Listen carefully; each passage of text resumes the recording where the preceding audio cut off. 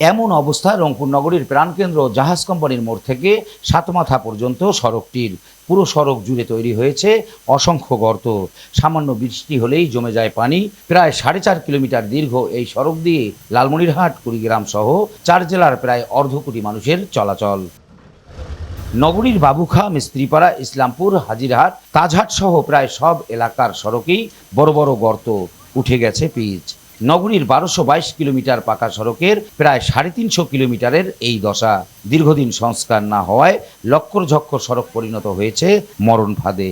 এই রাস্তার বেহাল অবস্থা দিয়ে রিক্সাঘাটে তো একটা রুগী যাওয়া বড় কঠিন হয়ে দাঁড়ায়। একটু বৃষ্টি হলে বাচ্চারা যাইতে পারে না স্কুলে। এখন রাস্তা যে ভালো না হতো আমাদের সমস্যা না, বা গর্ভবতী একটা মহিলাদের নিয়ে যাব, আমরা কিভাবে নিয়ে যাব? রাস্তার কাজ দ্রুত সংস্কার না হয় তাহলে আমরা এর দ্রুত কর্মসূচি দিয়ে দেবো।